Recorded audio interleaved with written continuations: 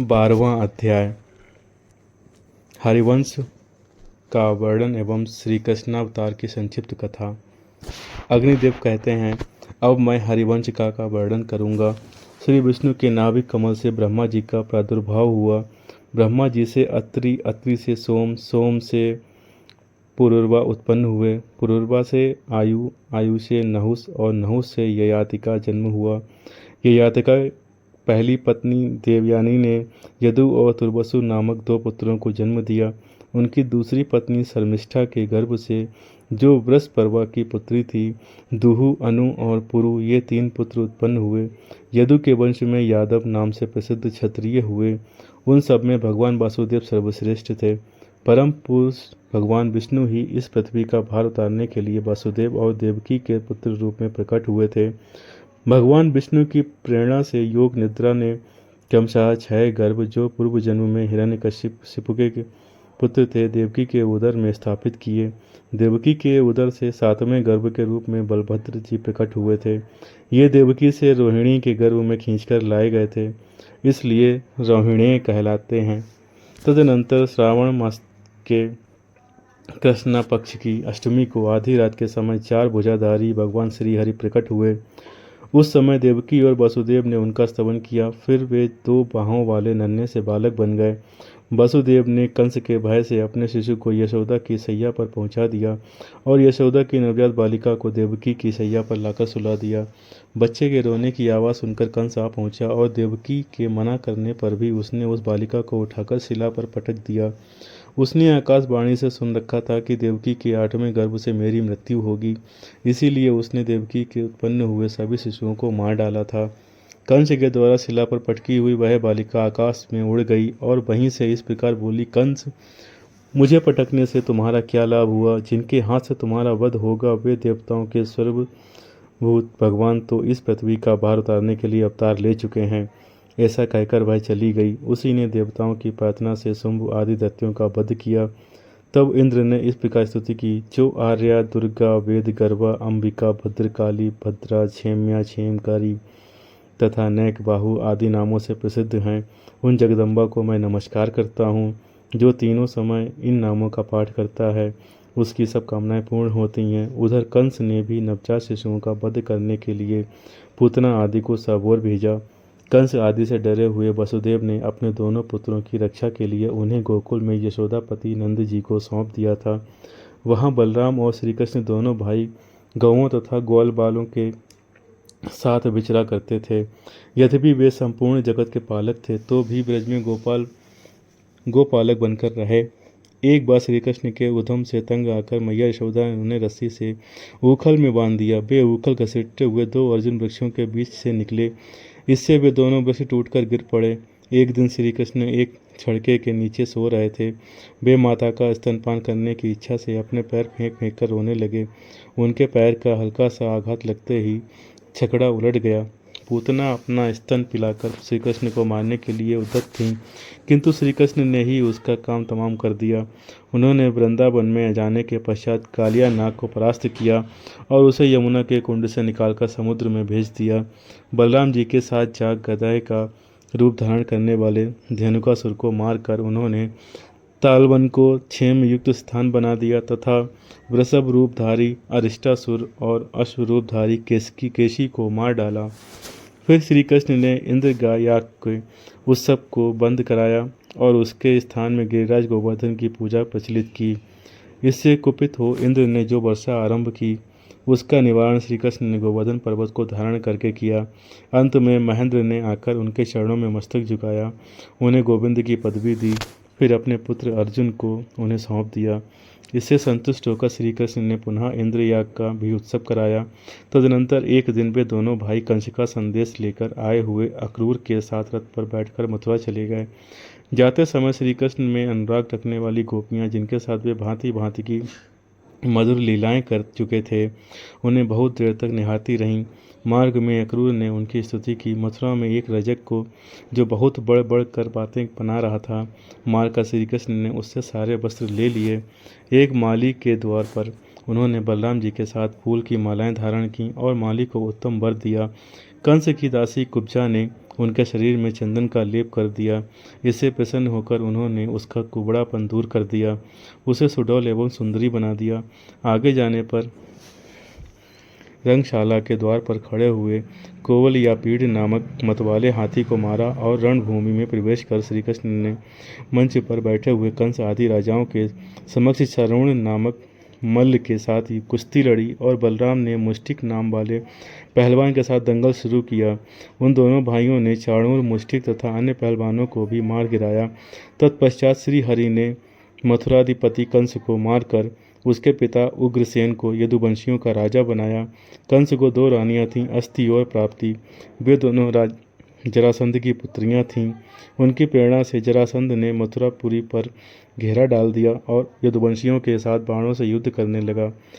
बलराम और श्री कृष्ण जरासंध को परास्त करके मथुरा छोड़ कर गोमंत पर्वत पर चले आए और द्वारका नगरी का निर्माण करके वहीं यदुवंशियों के साथ रहने लगे।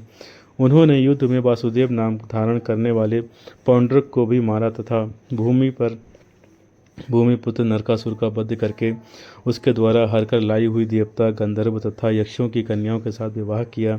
श्री कृष्ण के 16,008 रानियां थीं, उनमें रुक्मणी आदि प्रधान थीं। इसके बाद नरकासुर का दमन करने वाले भगवान श्री कृष्ण सत्यभामा के साथ गरुड़ पर आरूढ़ हो स्वर्गलोक में गए। वहां से इंद्र को परास्त करके रत्नों सहित मणि पर्वत तथा पारिजात वृक्ष उठा लाए और उन्हें सत्यभामा के भवन में स्थापित कर दिया। श्री कृष्ण ने सांदीपनि मुनि से अस्त्र शस्त्रों की शिक्षा ग्रहण की थी। शिक्षा पाने के अनंतर उन्होंने गुरु दक्षिणा के रूप में गुरु के मरे हुए बालकों को लाकर दिया था।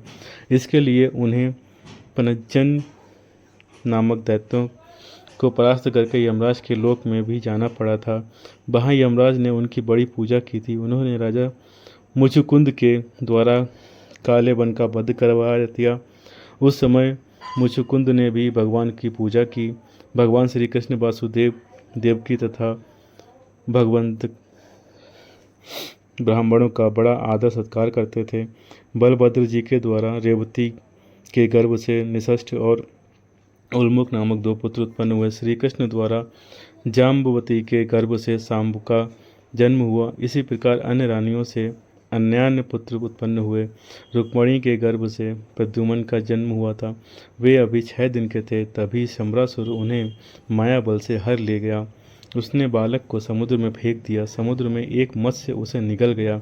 उस मत्स्य को एक मल्लाह ने पकड़ा और शंबरासुर को भेंट किया। फिर शंबरासुर ने उस मत्स्य को मायावती के हवाले कर दिया। मायावती ने मत्स्य के पेट में अपने पति को देखकर बड़े आदर से उसका पालन पोषण किया। बड़े हो जाने पर मायावती ने प्रद्युम्न से कहा, नाथ, मैं आपकी पत्नी रति हूँ और आप मेरे पति कामदेव हैं। पूर्व काल में भगवान शंकर ने आपको शरीर रहित कर दिया था। आपके न रहने से शंबरासुर मुझे हर लाया है। मैंने उसकी पत्नी होना स्वीकार नहीं किया है। आप माया के ज्ञाता हैं, अतः शंबरासुर को मार डालिए। यह सुनकर प्रद्युम्न ने शंबरासुर का वध किया और अपनी भार्या मायावती के साथ वे श्री कृष्ण के पास चले गए। उनके आगमन से श्री कृष्ण और रुक्मणी को बड़ी प्रसन्नता हुई। प्रद्युम्न ने उदार बुद्धि अनिरुद्धा का जन्म हुआ। बड़े होने पर वे उषा के स्वामी हुए। राजा बलि के बाण नामक पुत्र था। उषा उसी की पुत्री थी। उसका निवास स्थान सोनितपुर में था। बाण ने बड़ी भारी तपस्या की, जिससे प्रसन्न होकर भगवान शिव ने उसको अपना पुत्र मान लिया था। एक दिन शिव जी ने बलोन्मत्त बाणासुर की युद्ध विषयक इच्छा से संतुष्ट होकर उससे कहा, बाण, जिस दिन तुम्हारे महल का मयूर ध्वज अपने आप उड़कर गिर जाए, उस दिन यह समझना कि तुम्हें युद्ध प्राप्त होगा। एक दिन कैलाश पर्वत पर पार्वती भगवान शंकर के साथ क्रीड़ा कर रही थीं। उन्हें देखकर उषा के मन में भी पति की अभिलाषा जागृत हुई। पार्वती जी ने उसके मनोभाव को समझकर कहा, वैशाख मास की 12वीं तिथि को रात के समय स्वप्न में जिस पुरुष का तुम्हें दर्शन होगा, वही तुम्हारा पति होगा। पार्वती जी की यह बात सुनकर उषा बहुत प्रसन्न हुई। उक्त तिथि को जब वह अपने कमरे घर में सो गईं, तो उसे वैसा ही स्वप्न दिखाई दिया। उषा की एक सखी चित्रलेखा थी। वह बाणासुर के मंत्री कुंभांड की कन्या थी। उसके बनाए हुए चित्रपट से उषा ने अनिरुद्ध को पहचाना कि वे ही स्वप्न में उससे मिले थे। उसने चित्रलेखा के ही द्वारा श्री कृष्ण पौत्र अनिरुद्ध को द्वारका से अपने यहाँ बुला मंगाया। अनिरुद्ध आए और उषा के साथ विहार करते हुए रहने लगे। इसी समय मयूर ध्वज के रक्षकों ने बाणासुर को ध्वज के गिरने की सूचना दी। फिर तो अनिरुद्ध और बाणासुर में भयंकर युद्ध हुआ। नारद जी के मुख से अनिरुद्ध के शोणितपुर पहुंचने का समाचार सुनकर भगवान श्री कृष्ण प्रद्युम्न और बलभद्र को साथ ले गरुड़ पर बैठकर वहां गए और अग्नि एवं माहेश्वर ज्वर को जीतकर शंकर जी के साथ युद्ध करने लगे। श्री कृष्ण और शंकर में परस्पर बाणों के आघात प्रत्याघात से युद्ध होने लगा। नंदी, गणेश और कार्तिकेय आदि प्रमुख वीरों को गरुण आदि ने तत्काल परास्त कर दिया। श्री कृष्ण ने जम्बुराष्ट्र का प्रयोग किया, जिससे भगवान शंकर जम्भाई लेते हुए सो गए। इसी बीच में श्री कृष्ण ने बाणासुर की 1000 भुजाएं काट डालीं। जृंभणास्त्र का प्रभाव कम होने पर शिव जी ने बाणासुर के लिए अभय दान मांगा। तब श्री कृष्ण ने 2 भुजाओं के साथ बाणासुर को जीवित छोड़ दिया और शंकर जी से कहा। श्री कृष्ण बोले, भगवान, आपने जब बाणासुर को अभय दान दिया है तो मैंने भी दे दिया। हम दोनों में कोई भेद नहीं है। जो भेद मानता है वह नरक में पड़ता है।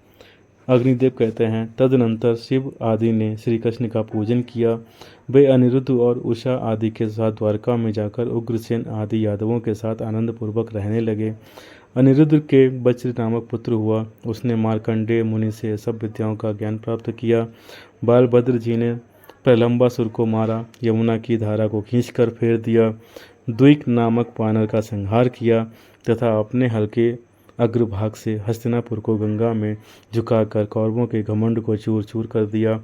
भगवान श्री कृष्ण अनेक रूप धारण करके अपनी रुक्मिणी आदि रानियों के साथ विहार करते रहे। उन्होंने असंख्य पुत्रों को जन्म दिया। जो इस हरिवंश का पाठ करता है वह संपूर्ण कामनाएं प्राप्त करके अंत में श्री हरि के समीप जाता है। 12वें अध्याय का समापन करते हैं।